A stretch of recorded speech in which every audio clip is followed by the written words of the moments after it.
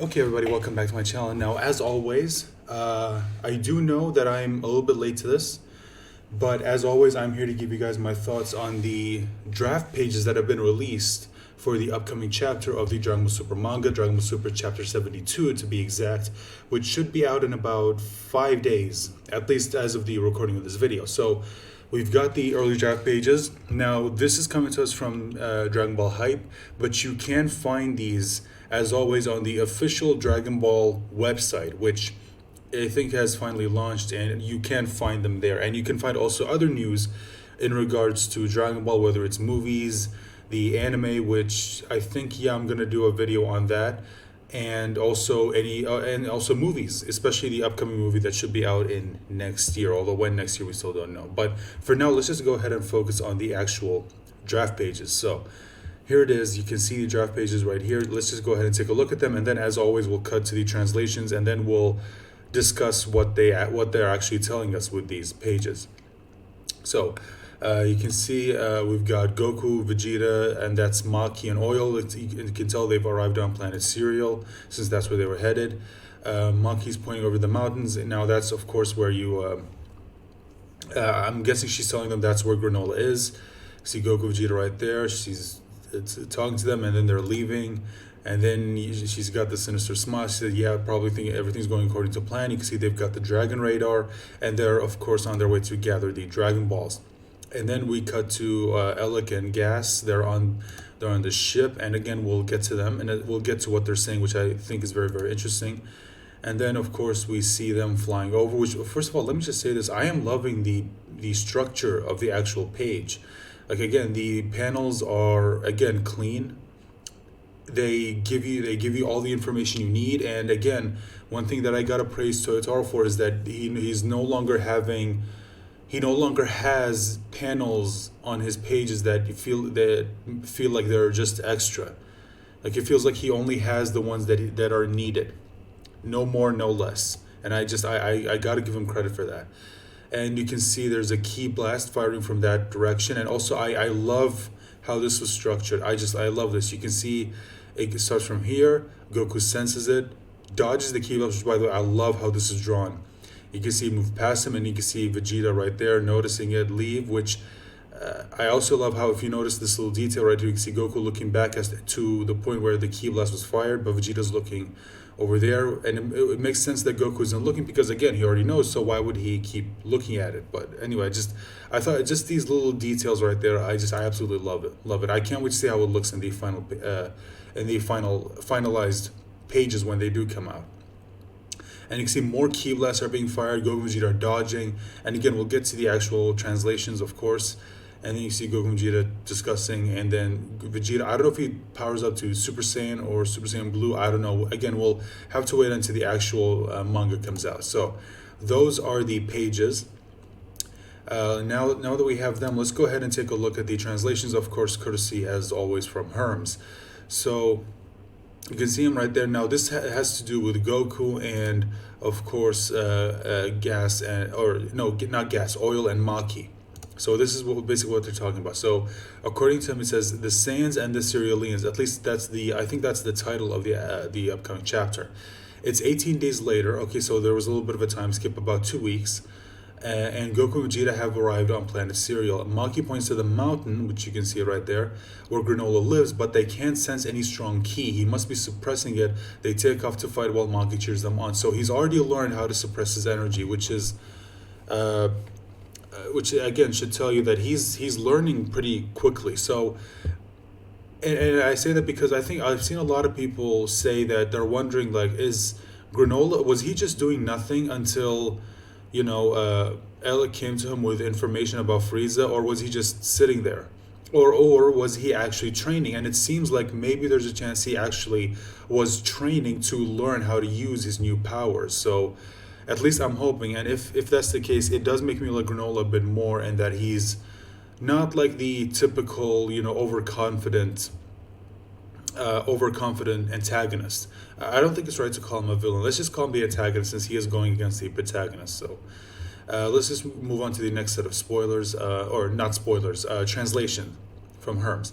Goku spots the Cerealian ruins and wonders if the evil Granolah did that, but Vegeta can tell they're far older than that, and the newer city seems intact. So they're talking about this, and this is very, very interesting. And I also think it's interesting that Vegeta was able to tell just how old these ruins are.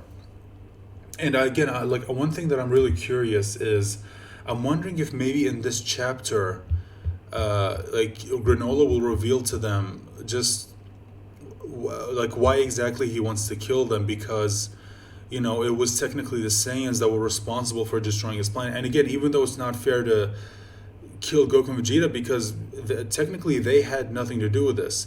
Goku, the only connection that he has with what happened to Planet Cereal is that his father was one of the ones involved in destroying it. At least we think it is, because he did have the scar on the same place that Bardock has, although for all we know it could have been a completely different, like, I mean, it's not like Bardock's the only one who probably has a scar on his face.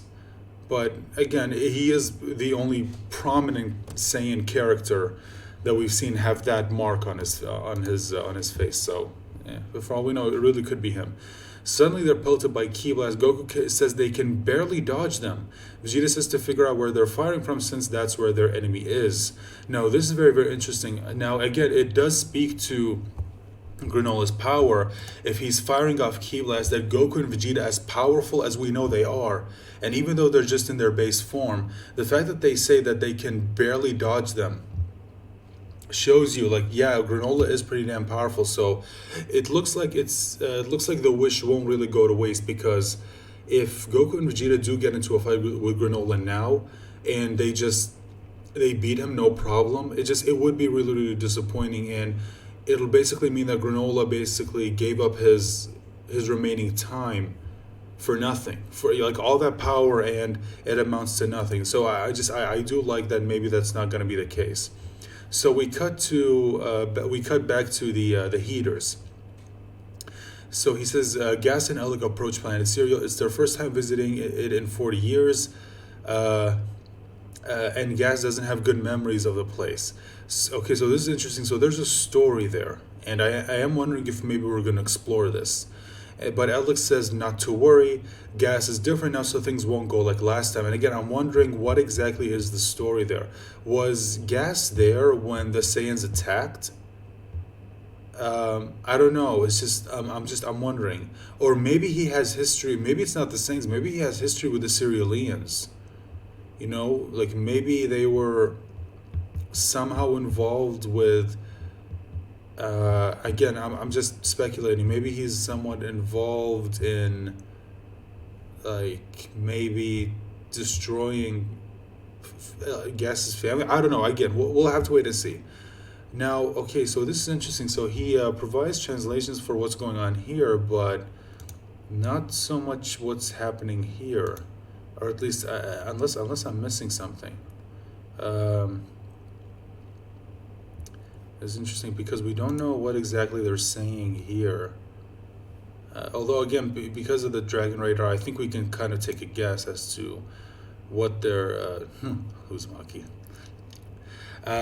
This is Maki, by the way, in case anyone was wondering. Okay, so yeah, that's all of it. Yeah, so I think that's all of the translations from Herms. Okay, so here's the thing. I like the setup. I like the setup for the fight that we're going to see in this chapter. Now, how this fight is going to go, again, I don't know, because we'll have to wait until the actual chapter, or we'll have to wait until the actual spoilers come out, which you guys already know. I'm going to make a video about that. But how do I think this fight's going to go? Honestly, it depends. It depends. Like, we're honestly going to have to wait and see. We'll have to wait and see. And one thing, okay, I'll tell you how I want the fight to go. I don't want the fight to be basically just a one-sided stomp. While I do think this could be a great opportunity to show us, finally, just how powerful Granolah is. Because we know there was that little fight with, the heaters where he took on Maki and Oil. But the thing is, the reason why that doesn't work is because we don't know how powerful they are, at least in relation to some of the characters that we've already met. So that doesn't really do a good job of demonstrating to us, the readers, just how powerful Granolah is. So this could be a good opportunity to show us. You know, if he were to take on Goku and Vegeta even after getting all that training, it would be interesting if after all that training, Granolah were still to win. Now again, I don't want it to be a one-sided stomp. I want Granolah to win. I do. In fact, I think he might. So if he does win, if he does end up beating Goku and Vegeta, it would be a great show of his power, because Goku and Vegeta right now are technically the strongest characters that we know. So if he beats them, it shows you, again, just how powerful he is. At least that's how I want the fight to go. Maybe I could be wrong. Maybe it's going to end in a draw. Maybe it's going to end with Granolah probably finding out that the Heaters lied to him, and then he's just going to leave the fight, and he's going to head on over to the Heaters, and maybe this time he'll try to do something, but whether or not he'll be able to, we'll have to wait and see, because we're wondering, like, okay, like, are they going to make a wish? What's the wish going to be? Are they going to wish for immortality? Because if that's the case, then it doesn't matter how strong Granolah is, he won't be able to do anything against them, because he won't be able to kill them. So anyway, that's all I have for this video, guys. Let me know your thoughts as always in the comment section down below. Remember to like the video, share the video as always, and please subscribe, especially if you're new here. It really will help this channel with the algorithm, and make sure to click on the bell icon, because that will notify you whenever I post a new video and whenever I go live. So with all of that said out of the way, thank you so much for watching and or listening, and please remember to stay safe and take care of yourselves, and join me for the next one. Bye for now.